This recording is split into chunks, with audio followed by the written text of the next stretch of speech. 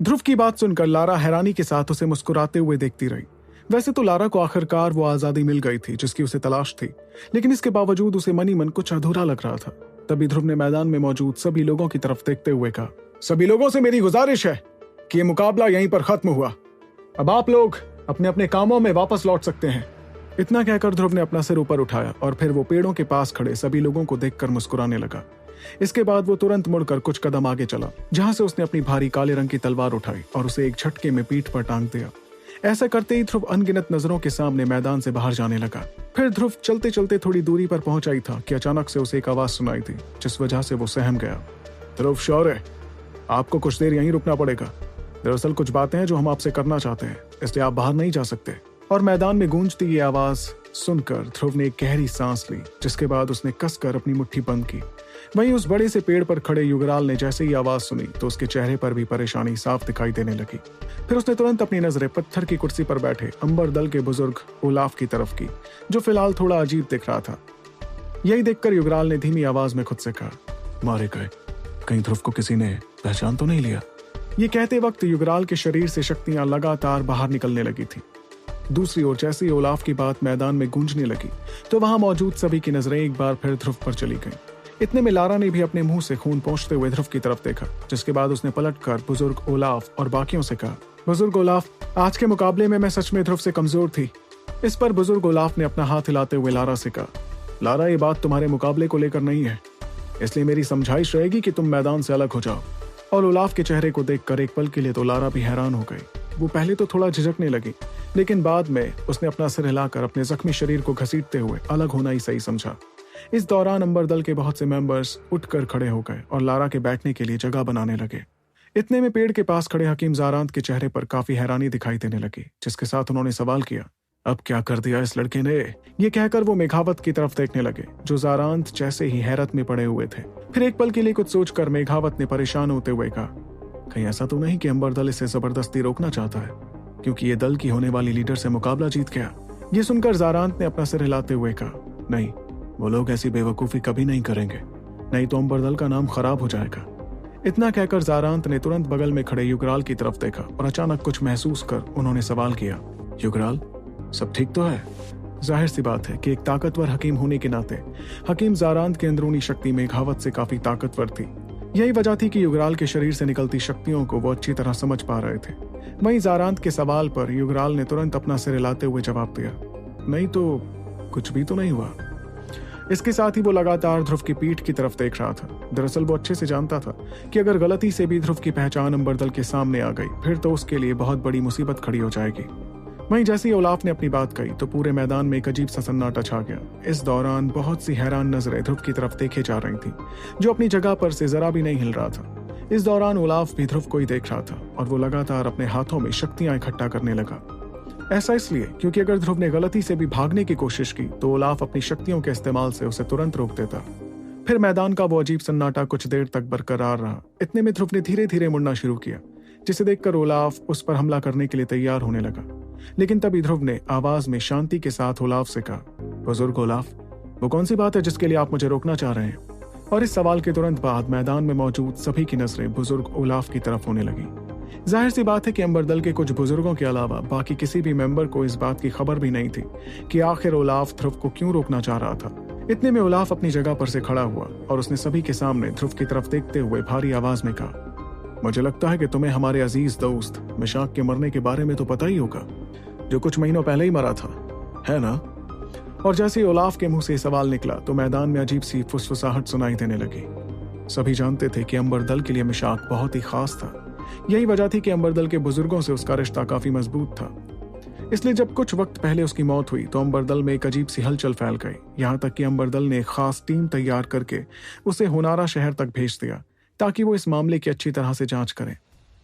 लेकिन जितना भी उस टीम को अभी तक पता चला था, उस हिसाब से दो बहुत ही ताकतवर रहस्यमयी लोग अचानक से मिशाक के जन्मदिन पर आए और उन्होंने मिशाक को जान से मार दिया। इसके अलावा अंबर दल के पास कोई और जानकारी नहीं थी कि आखिर वो दो ताकतवर रहस्यमयी लोग थे कौन। यही वजह थी कि मिशाक की मौत दल के बुजुर्गों को इतनी बुरी चुभी। लेकिन बुखरात की वजह से ओलाफ के सामने ये मामला फिर से लाया गया था। मगर सभी लोग इस वक्त ये सोच रहे थे कि ये मामला अचानक से क्यों उठाया गया। कहीं ओलाफ को ऐसा तो नहीं लग रहा कि मिशाक को मारने में ध्रुव का भी हाथ था?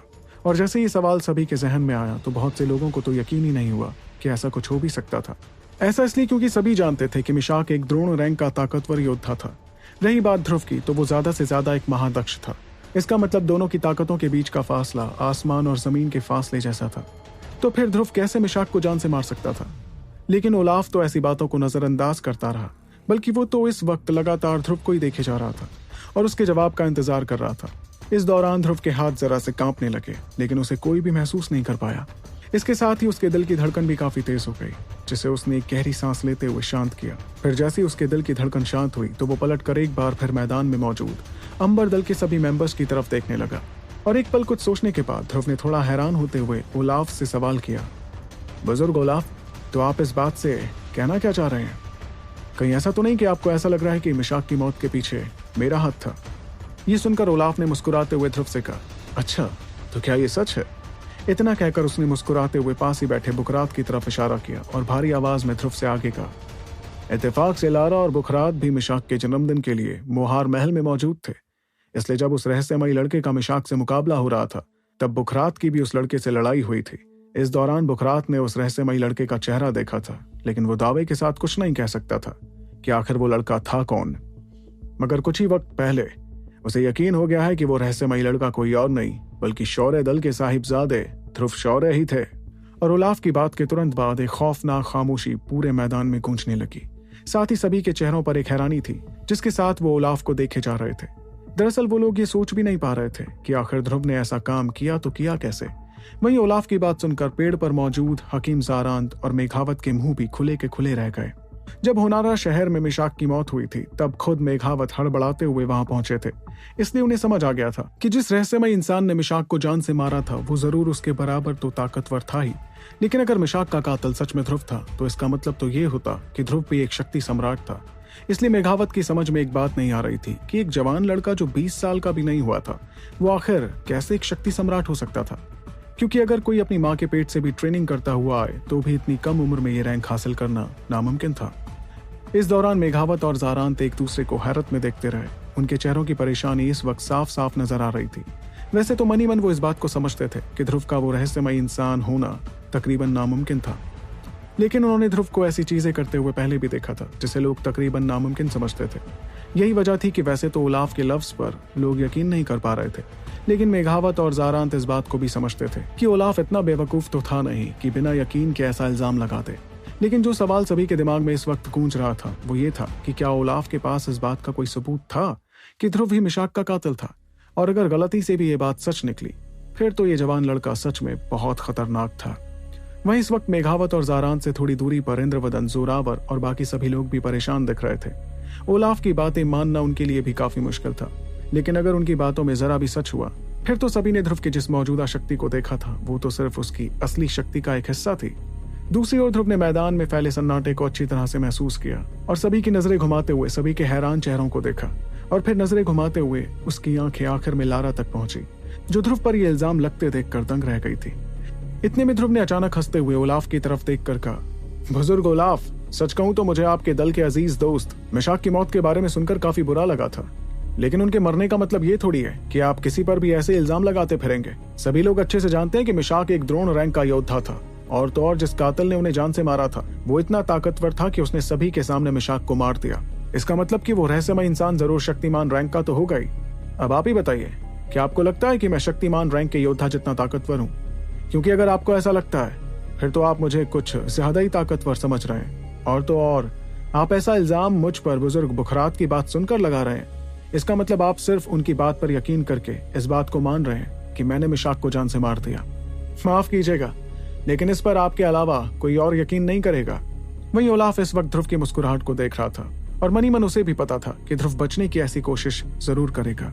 लेकिन अगर बुखरात के चेहरे पर इस वक्त 12 न बजे होते, तो शायद ओलाफ भी उसकी बातों पर यकीन नहीं करता, क्योंकि ध्रुव और वो रहस्यमयी लड़का ताकत के मामले में बहुत दूर थे। लेकिन आह भरते हुए ओलाफ ने बुखरात का खौफ से भरा चेहरा याद किया, जिसके बाद उसने लारा की तरफ नजरें घुमाते हुए भारी आवाज में कहा, लारा, तुम भी तो उस दिन मोहार दल में मौजूद थी ना?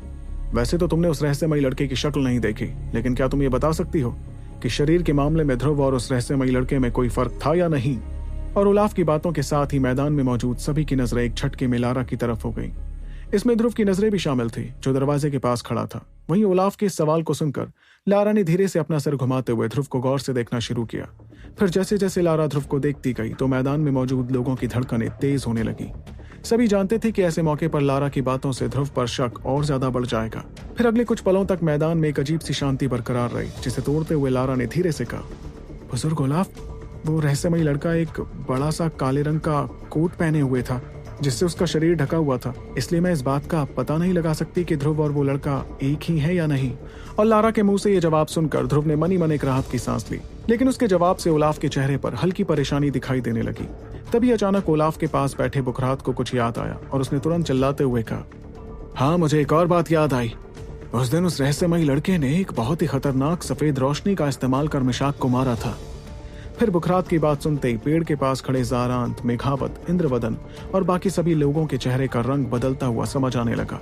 उन्हें अचानक से याद आया कि हकीम कंपटीशन जीतने के लिए ध्रुव ने एक रहस्यमयी सफेद रंग की रोशनी का इस्तेमाल किया था। इसके साथ ही सभी के दिल तेजी से धड़कने लगे। दूसरी ओर ध्रुव के चेहरे पर हल्की मायूसी छाने लगी। क्या ध्रुव अंबर पर्वत से सही सलामत निकल पाएगा या फिर ओलाफ के दिमाग में कुछ और ही चल रहा है? ये जानने के लिए आपको सुनना होगा the one and only RJ Rivansh के साथ सुपर योद्धा।